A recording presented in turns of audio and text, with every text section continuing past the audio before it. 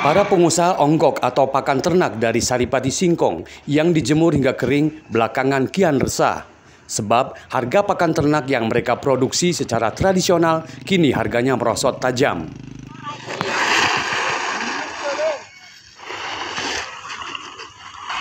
Kondisi itu dialami para perajin onggok di wilayah Desa Banjar Agung, Kecamatan Banjar Agung, Tulang Bawang. Saat disambangi pada Kamis siang, mereka tetap produksi karena hanya itu sandaran perekonomian rumah tangganya. Menurut para pengusaha onggok buatan mereka menjadi mudah rusak karena hujan kerap turun sehingga pengeringan menjadi tidak sempurna. Harganya juga menurun drastis, dari sebelumnya Rp1.800 kini menjadi Rp1.200 per kilogramnya. Ya pengennya sih harganya ya naik, harganya bisa agak tinggi lagi lah, disesuaikan sama usahanya. Orang yang jemur kan susah kayak gini, apalagi musim hujan. Kadang aja ngirim juga masih kena tolak, sananya masih komplain, barang kurang bagus kadang. Ya namanya musim penghujanan begini. Biasanya ini pengiriman kemana sih, Mas? Kalau kami orang ngirim biasanya ke Bandung, Cikalong. Onggok yang mereka kirim ke pabrik-pabrik pakan ternak di Pulau Jawa itu juga tak jarang ditolak. Lantaran warnanya berubah karena kering tak sempurna dan mempengaruhi kualitas. Mereka berharap kondisi akan membaik setelah berakhir musim penghujan. Mustaqim melaporkan dari Tulang Bawang.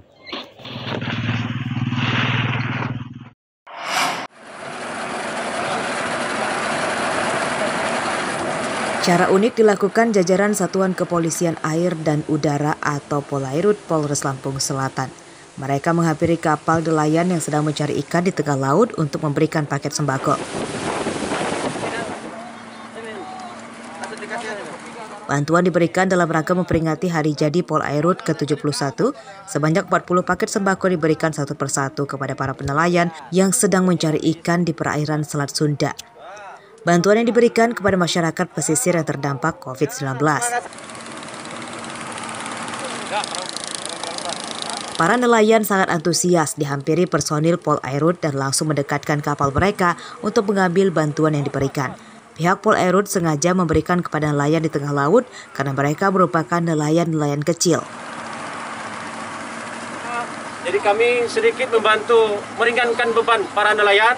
Makanya kami langsung menyentuh kepada nelayan-nelayan yang sedang memancing di sengaja kami pilih di tengah laut karena mereka betul-betul nelayan kecil yang betul-betul membutuhkan bantuan dari kita, dan makanya kami langsung menyentuh nelayan-nelayan kecil yang sedang memancing di laut. Bantuan diharapkan dapat meringankan beban hidup para nelayan di masa pandemi. Pihak Satpol Lerut juga mengimbau nelayan menjaga ekosistem laut dengan tidak menggunakan bom untuk menangkap ikan dan tetap menjaga kebersihan laut. Ari Susanto melaporkan dari Lampung Selatan.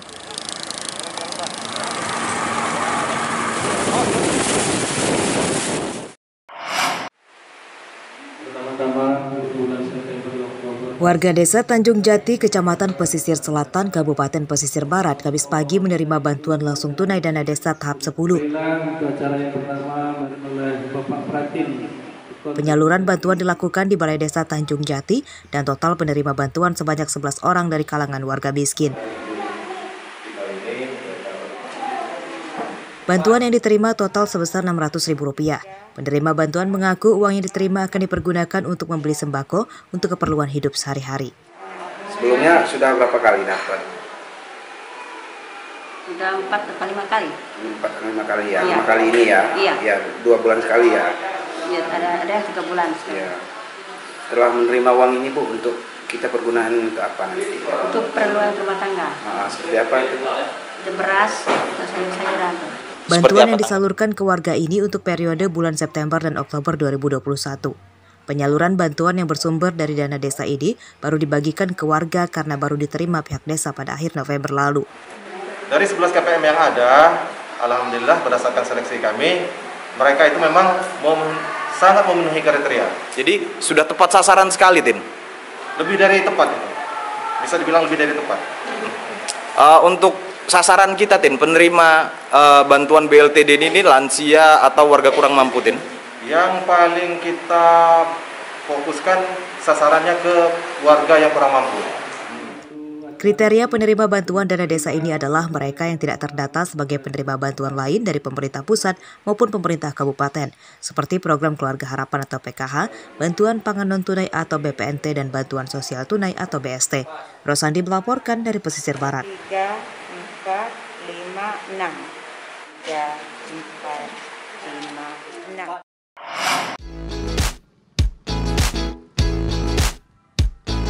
Desa Ketapang, Lampung Selatan memiliki banyak potensi wisata yang bisa dikembangkan.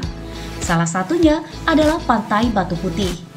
Pantai yang mulai dibuka sejak awal 2021 lalu, kini mulai dikunjungi banyak warga. Kultur pantainya tergolong unik karena banyaknya batu cadas besar berwarna putih di bibir pantai.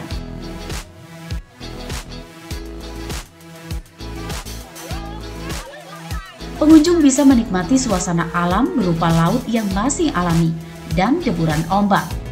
Namun pengunjung harus hati-hati saat mandi di pantainya karena ombaknya cukup besar.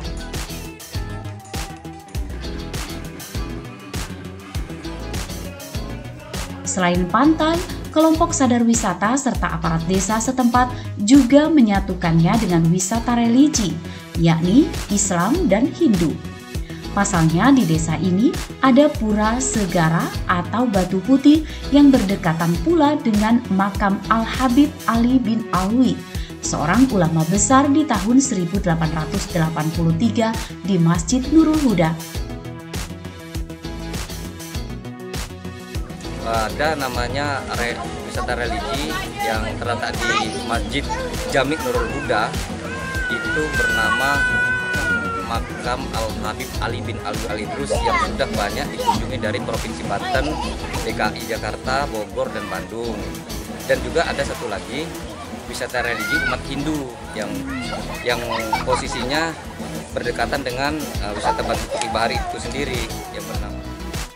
Wisata religi ini menurut para tokoh agama setempat sangat bagus dikembangkan sebagai bagian dari pembelajaran toleransi antar umat beragama bagi warga sekitar dan pengunjung wisata. Nah, kebetulan di sini memiliki pantai yang begitu indah, maka ini dipadukan dengan masyarakat, kita musyawarahkan bersama masyarakat, walaupun masyarakat Ketapang ini mayoritas Muslim, tapi kita duduk bersama sesuai dengan himbauan pemerintah bahwa pariwisata adalah salah satu wahana atau jalan untuk memulihkan ekonomi di saat seperti sekarang ini pandemi COVID-19 ini. Ini peziarahnya, rute peziarah yang datang ke beliau ini dari Jawa Timur, Jawa Tengah, dan Jawa Barat, Jakarta, Tangerang, dan sekitarnya, Serang, Banten, dan sekitarnya. Bahkan dari Bangil pernah datang tempoh hari 2 bis. Bangil, Sumedang, Purwakarta, Tangerang, Bogor, Cianjur, Sukabumi, alhamdulillah. Lokasi wisata Batu Putih sangat mudah dilalui kendaraan motor ataupun mobil. Jaraknya sekitar 4 km dari Pelabuhan Bakahuni. Pengunjung yang datang ke wisata Batu Putih tidak hanya dari Lampung Selatan, namun dari daerah lain di Lampung, bahkan hingga Palembang, Banten, dan Jakarta. Pengelolaan wisata Pantai Batu Putih pun masih dikelola swadaya masyarakat setempat. Ari Susanto melaporkan dari Lampung Selatan.